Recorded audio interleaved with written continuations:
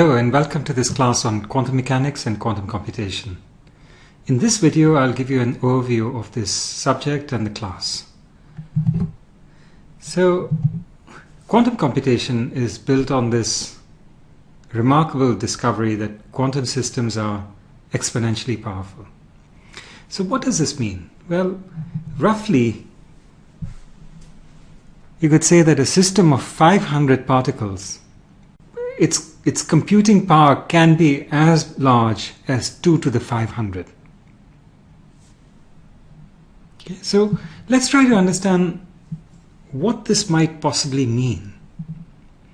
So if you could exploit this computing power which was as large as 2 to the 500, how big would this be and how could you possibly match it classically?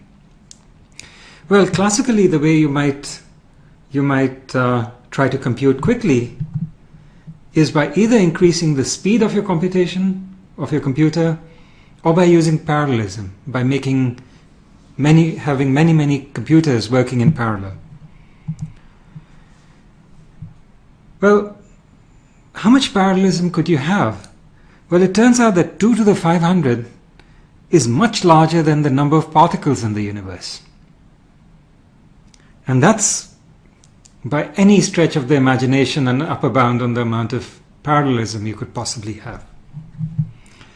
2 to the 500 is also larger than the age of the universe in femtoseconds.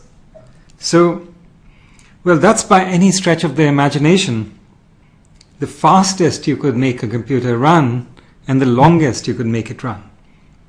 In fact, 2 to the 500 is much larger than the product of these two numbers. And so if we could possibly exploit this latent computing power in quantum mechanics, this would give us an unimaginably fast computer. And this is the starting point of quantum computation. Now, of course, it's not as simple as this, because we have to work hard to channel this power towards solving computational problems. Okay?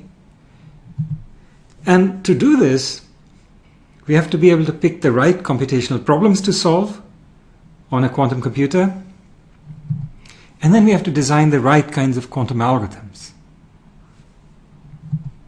So let me give you an example of this. Factoring, which is probably the most famous example. So factoring is the problem of given n as input, decomposing it as a product of prime powers, p1 to the e1, p2 to the e2, pk to the ek. So for example, you might be given as input the number n equal to 60, and the factoring problem says find its prime factors, so you might write it as 2 squared times 3 times 5. Okay?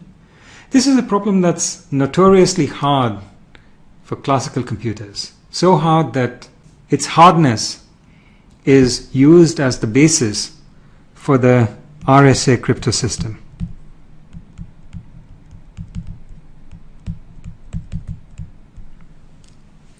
This is the cryptosystem you use to send your credit card number every time you make an online purchase.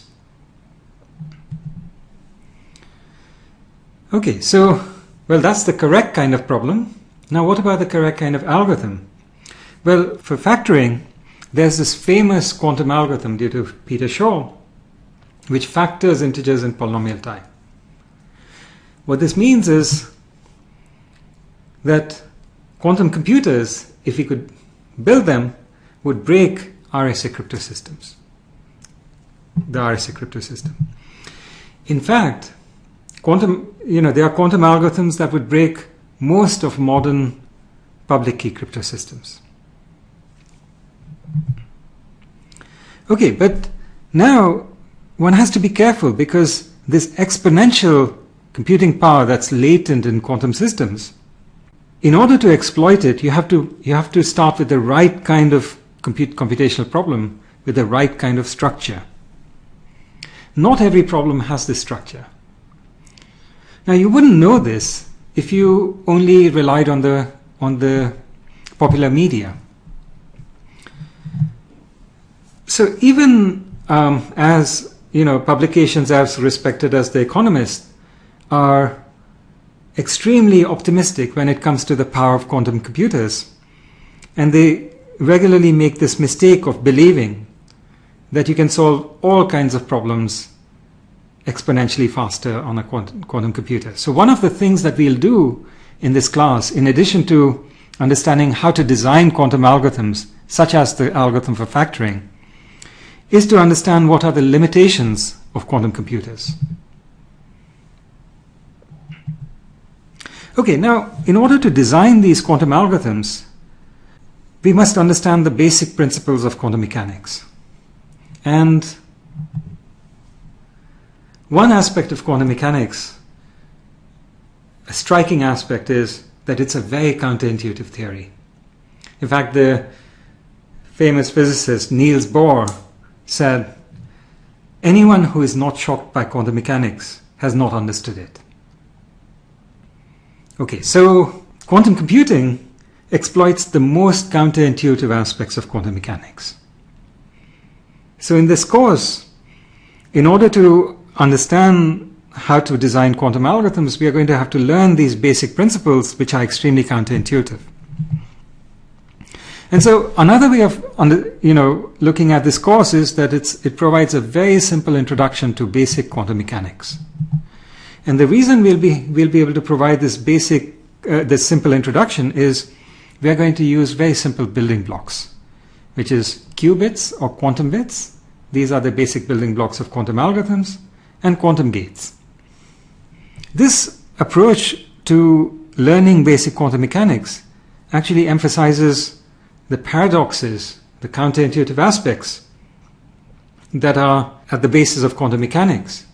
And it also, by putting it up front, it gives you a chance to actually start developing a new kind of intuition for quantum mechanics. It also has the advantage of being more concrete and hopefully more fun.